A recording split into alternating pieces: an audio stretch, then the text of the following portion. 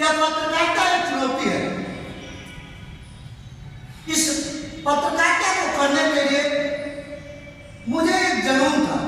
मैं पत्रकारिता करना, निर्णय लेना, स्वतंत्र रूप से रहना मेरी एक आदत है। मैं किसी के दबाव में काम नहीं करता। मैं किसी से प्रभावित होकर काम करता हूँ, लेकिन वो मुझे प्रभावित करने और दबाव में लाके काम करा ले उसकी ताकत है। और मैं अपने राष्ट्रीय अध्यक्ष जी को बधाई देता हूँ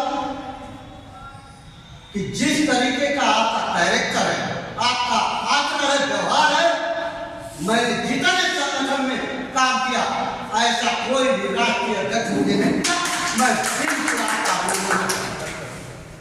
लाख कोई किसी संगठन में चला जाए, लेकिन जब बात पत्रकारों के आन बान शान की आती है तो लोगों की मोबाइल बंद हो जाती है। लेकिन जब मेरा राष्ट्रीय अध्यक्ष 12 बजे रात को भी फोन उठाता है और कहता है कि समस्याएं बताइए, तो लगता है कि मेरा साथी, मेरा मालिक, मेरा सहयोगी खड़ा है, मैं किसी से जंग लड़ने के लिए तैयार हूं। पत्रकारिता चुनौती है, कोई बात नहीं। हमने आपसे बातें दोहराई थी, उसी को दोहराना चाहता हूं। चुनौतियां हमेशा शेरों के पास आती है, कायरों के पास ले जाती है, क्योंकि चुनौतियां, समस्याएं यह जानते हैं कि इसका समाधान कौन करेगा। जो समाधान करेगा उसी के पास जाएंगे। और आप लोकतंत्र के चौथे स्तंभ, आपको बता दें, आजादी के पहले और आजादी के बाद अगर आप बिना वेतन के, बिना किसी सहयोग के, बिना किसी सुरक्षा के, मैं भारत के उन सारे पत्रकारों की मांओं को सलाम करता हूं जिन्होंने ऐसे बेटे पैदा किए जो आंखों में आके डाल के अपराधियों का, अत्याचारियों और माफियाओं के कलेजे पर हाथ डाल के खबरें चलाते हैं। आपको आश्वस्त करता हूं, भगत सिंह, सुभाष चंद्र बोस, चंद्रशेखर आजाद अगर यह सोच कर भारत को आजाद कराए कि गुलामी नहीं आएगी, तो मैं दावे के साथ कहता हूं, अगर मैं, मेरा संगठन, हम सारे लोग सही ढंग से रहे तो भारत के खुलने में कहीं भी ऐसा नहीं होने देंगे कि कोई भी जुल्म कर ले, कोई अपराध कर ले। हम हर अपराध को, हर भ्रष्टाचार को दिखाते रहेंगे और अपने साथियों से कहेंगे, आप किसी डीएम, किसी एसपी, किसी नेता, किसी विधायक, किसी मंत्री, किसी सांसद, किसी प्रमुख के आगे सरेंडर मत होइए। उनसे हमारी खर्ची नहीं चलती, उनसे हमारा सम्मान नहीं है। सम्मान हमारी जनता से है, इसके सरकार से है। अगर उनके साथ भ्रष्टाचार होता है, उनके साथ अन्याय होता है और अगर आप खबर नहीं चला पाते हैं तो आप पत्रकारिता करने के लायक नहीं। पत्रकारिता करनी हो तो खबरों को चलाने के लिए अपना जिगरा रखिए। अगर आप जिगर में फौलाद नहीं रखेंगे, कैमरे में फ्लैश नहीं रखेंगे, कलम में शाही नहीं रखेंगे, तो पत्रकारिता किस बात की कर रहे हैं भाई? पत्रकारिता किस बात की कर रहे हैं? बात डरने की आ जाती है। ये बताइए, बिना पत्रकारिता करने वालों को मुकदमा नहीं हो रहा है? उनको वो मुकदमा होता है कि वो बता भी नहीं पाते, चिल्ला भी नहीं पाते और सिस्कियां भर के जेलों में दम। कम से कम आप आवाज तो निकालेंगे, कम से कम आप चिल्लाएंगे, तो कम से कम जनता को बताएंगे तो कि ये हत्यारा है, ये अपराधी है, ये भ्रष्टाचारी है। अगर आप ये नहीं करेंगे तो यह देश कैसे बचेगा? लोकतंत्र के चौथे स्तंभ बिना वेतन के। कुछ लोग कहते हैं पत्रकार दलाल होते हैं।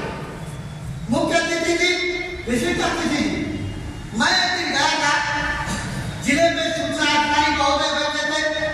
एक पत्रकार ने कहा था पांडे जी को कि पत्रकार तो भिखमंगे हैं। वह वरिष्ठ पत्रकार जिले के बैठे थे। कुछ लोगों ने कहा कि उसने माफी मांग लिया।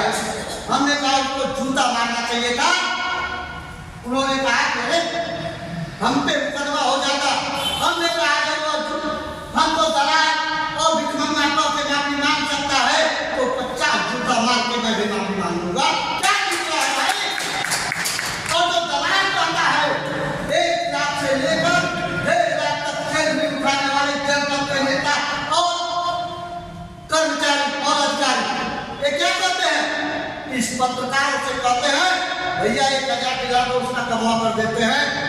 अरे जब तुमको 1,000 चाहिए 1.5 लाख के बाद तो मैं तो सुबह से शाम तक अपने बाप दादे का पेट्रोल फूकता हूँ और चल रहा हूँ। अगर किसी ने 100 रुपया मुझे दिया तो क्या तुमने खैरात दिलाया था? और अगर तुम दलाल हो तो मैं दलाल नहीं हूँ, मैं उसका सहयोगी हूँ और वो दलाली आपके पास पहुँचवा देता हूँ कि उस गरीब व्यक्ति का काम हो। मैं दलाल हूँ।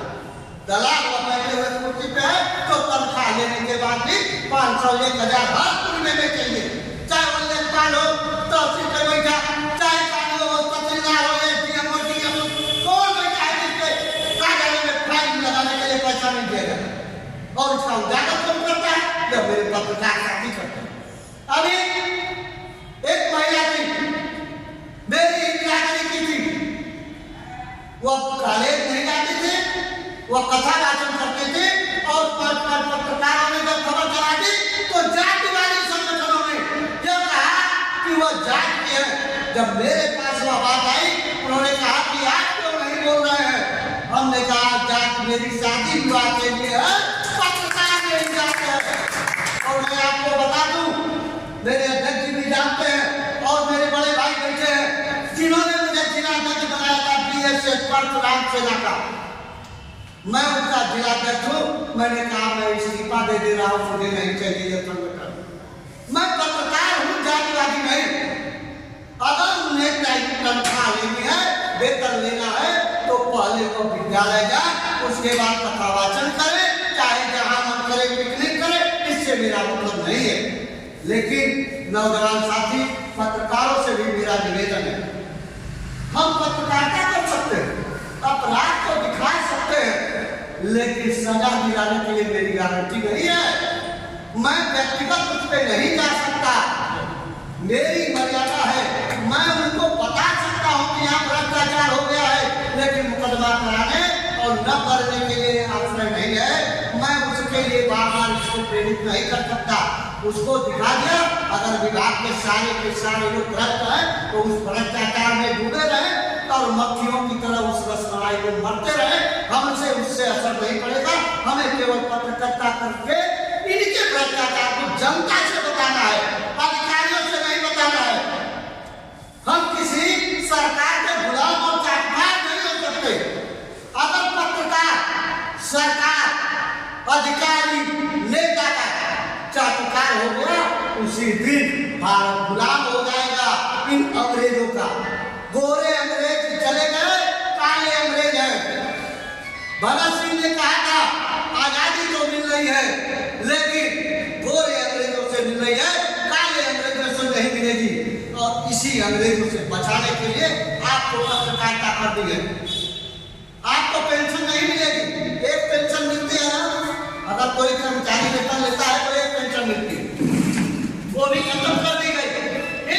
और मंत्री और विधायक अगर 5-5 साल होते हैं तो उनको बार-बार पेंशन दी जाती है। ऐसे भ्रष्टाचार को जनता के बीच से ले जाकर सदन के सिर पे मारना होगा।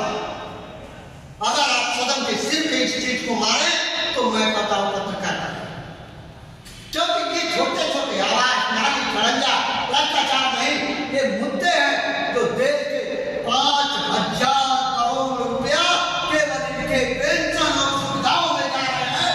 इस पैसे को रोकना होगा, इस पैसे को रोकना होगा आपको।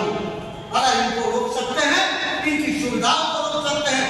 एक साथ देते हैं, मजा वो लेते हैं, टैक्स कौन देता? जनता देती है, आप देते हैं, हम देते हैं। और मजा कौन लेता भाई? मजा वो लेते हैं। बेरोजगार को क्या मिलता है? भत्ता किसे मिलता है? नौकरी वाले। बेरोजगार को क्या मिलता है? अगर 3,000 बढ़ गया भत्ता तो 3,000 महंगाई किसको मिल गई? बेरोजगार और नौजवान और उस किसान को मिल गई। किसान को क्या मिलता है? ये सारे मुद्दे हैं देश के, ज्वलंत मुद्दे हैं। अगर इस मुद्दों पे काम होगा तो पत्रकारिता में और चार चांद लगेगा। और मैं आपको बता दूं, पत्रकारिता जिस तरीके की हो रही है जनपद में, मैं कहूंगा और बार बार अपने पत्रकार साथियों को बधाई दूंगा कि आप इसी तरह पत्रकारिता करते रहिए, डरने की जरूरत नहीं है। अभी एक हफ्ते पहले का मामला है, हमारे जिला महामंत्री अभिषेक सिंह ने एक खबर चलाई, डग्गामार वाहन से बच्चों को ढोया जा रहा था और पलट गई और कई बच्चे घायल हो गए गंभीर रूप से। उन्हें खबर चला तो उसके बाद जान से मार दी। और इन पत्रकारों की ताकत है कि 24 घंटे में उसे गिरफ्तार करके जेल में डाल दिया गया। आप एकजुट रहिए, मैं ये नहीं कहता हूं आप किसी संगठन में रहिए, उससे भी मतलब नहीं है। ये नहीं कि आपकी पत्रकार सभा भारत में ही है, किसी भी संगठन में रहिए, कहीं भी रहिए, लेकिन एकत्रित रहिए और केवल पत्रकार बनकर रहिए। संगठन तो हमारा और आपका एक नमूना है, एक पेशगी है कि हम उस समय एक साथ बैठकर समस्याओं की चर्चा कर सके। और कोई एक संगठन अगर नहीं कर रहा है तो हम आगे आकर उसे बढ़िया तरीके से करें और देश में पत्रकारों के साथ होने वाला शोषण रोक सके और जनता के शोषण को हम रोक सके, यह कार्य करना होगा।